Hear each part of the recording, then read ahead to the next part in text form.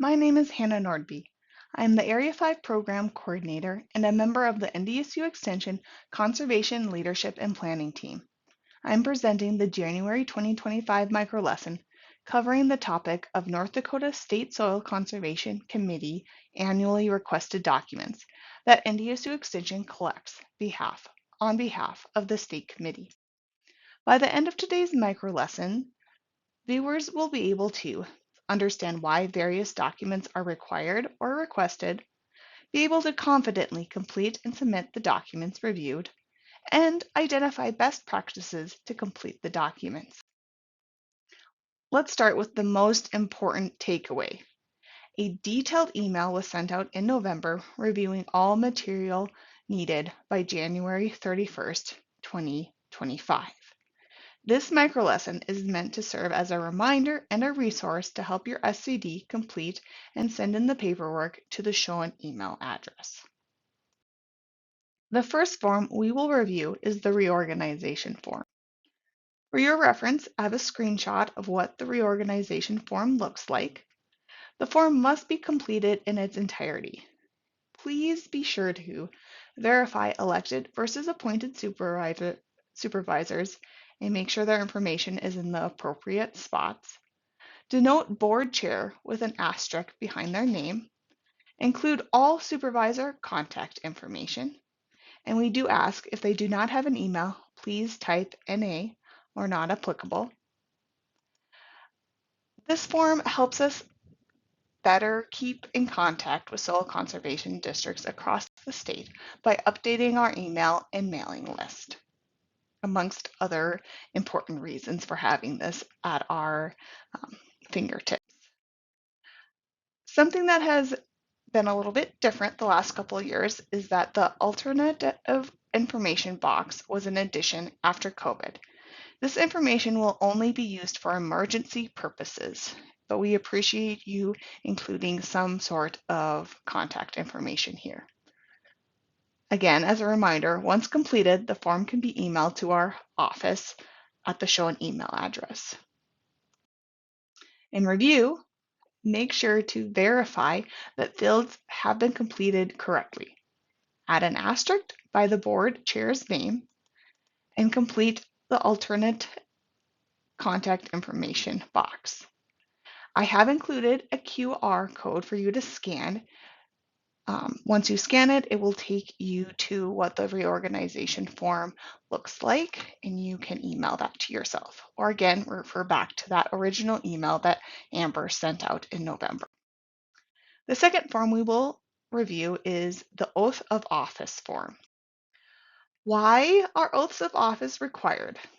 Now, I'm not going to read this entire slide, but the short answer is that it is required by North Dakota Century Code that all elected officials complete an oath of office.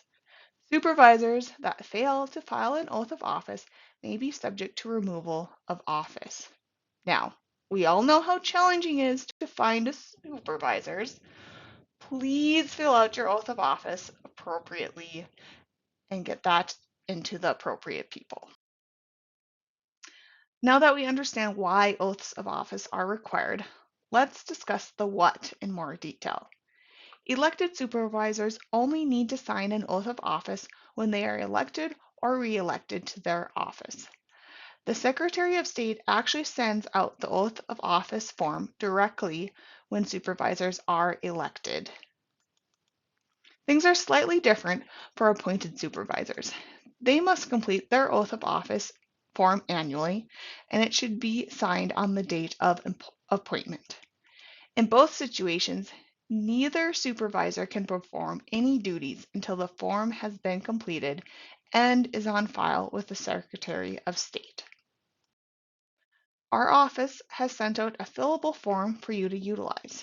Remember to complete it in full and have it notarized. Again, an example of what we are talking about when I am saying oath of office is shown on this slide for your reference. Once oath of office are completed, the original copy needs to be mailed to the North Dakota Secretary of State's office, and a scanned copy should be emailed to our office. Now, we have been notified that some SCD elected supervisors were really on top of things this year and have already sent in their oath of office to the state without providing their local SCD a copy. Which, quite honestly, if this is you, that's awesome. Way to go. Way to be on top of things.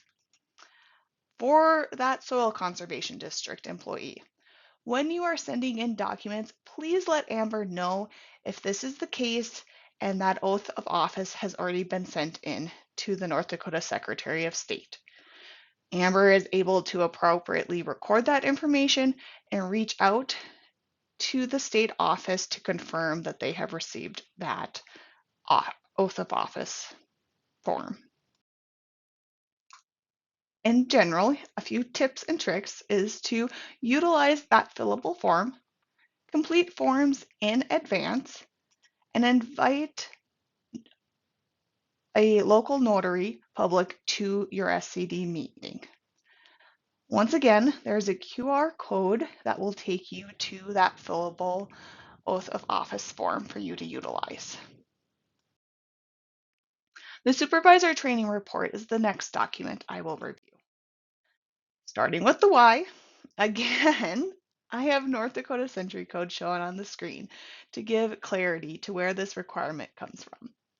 While I'm not going to go into detail now, we have a micro lesson from December 2024 that explains the why behind supervisor training and how those requirements can be met. I would really encourage you to review that micro lesson if you haven't already done so. For today's purposes, I want to primarily focus on how to complete that supervisor training log. The log is an easy way for supervisors and our office to track training requirement completion.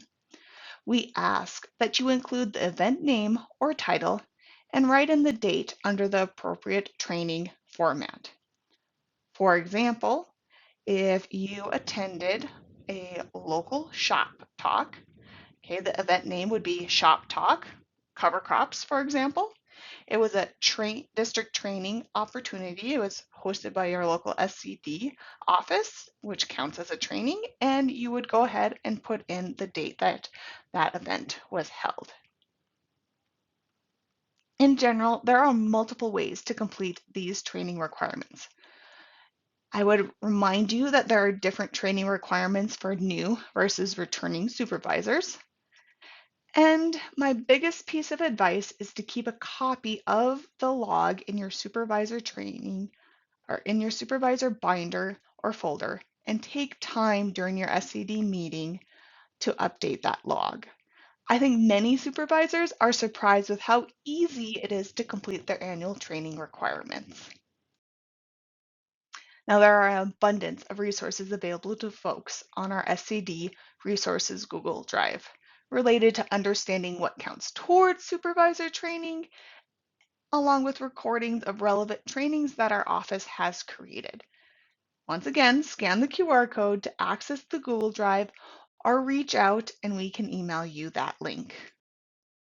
The final document I will be reviewing is the annual plan of work that is requested on behalf of the State Soil Conservation Committee. Again, the why behind annual plans of work goes back to the good old North Dakota Century Code. Now, while you're reading more North Dakota Century Code here on this slide, I will share that in general, annual plans of work help organizations, specifically soil conservation districts, prioritize needs and where a majority of their time should be spent. When utilized appropriately, it also helps you recognize where your SCD is meeting expectations and where things might be falling between the cracks. Let's go into more detail about what should be included in an annual plan of work. In general, an annual plan of work identifies the top 3 to 5 priorities for your soil conservation district. It also spells out action steps to take throughout the year to accomplish these priorities. These action steps identify who is in charge, what needs to be done, and when steps need to be completed by. Action steps are important because they lay the groundwork for how you're going to accomplish addressing your identified priorities. There are an abundance of resources available in the Soil Conservation District Resources Google Drive, including an annual plan of work template, examples of other SCD's plans of work, and a SMART goal worksheet to help you outline those action steps. Scan a QR code, that QR code, to access those resources.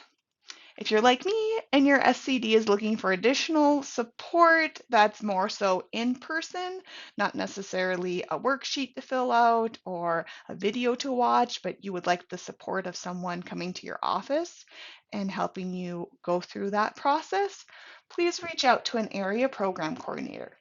Personally, helping an SCD create an effective annual plan of work and then referring and reflecting on that plan throughout the year has been one of the most fulfilling aspects of my job.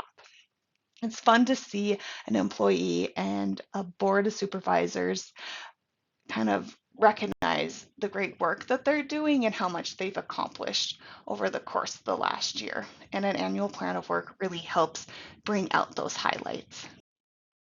Before I wrap things up, I wanted to share some general reminders with you. So, as a reminder, we do ask that you complete your quarterly DART reports. They are due on a quarterly basis, right? And the first one will be due here January 15th. There'll be another one due in April. June, things get a little bit wonky, so please be keeping an eye on your mailbox or email box around June, and we will be communicating about when those timelines are and when that deadline will be. And then there's another DART report due on October 15th. We really appreciate all the SCDs getting that information in on a timely manner so that we can get those DART payments out to you, because we know that you appreciate that extra financial support. When it comes to meeting minutes, I would also like to remind you to send in your meeting minutes to our office. We are flexible with what that looks like. If sending them in monthly is helpful, perfect. If you want to send them in rhythm when you complete your quarterly DART report, that is okay as well.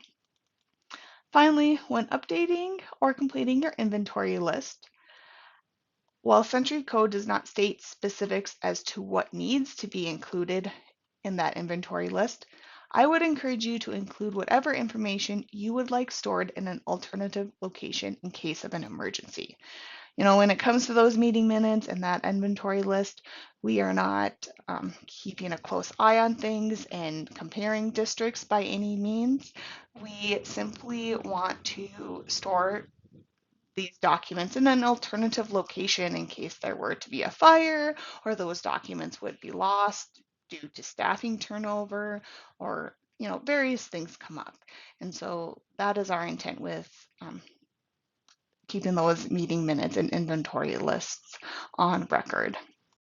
If you do have any additional questions related to any of the required and requested documents that I reviewed today, or you would like to request specific training be provided to your SCD, please reach out to our administrative assistant with this show an email or scan the QR code. I know, I really love my QR codes for the contact information of the current NDSU Extension Conservation Leadership and Planning Team.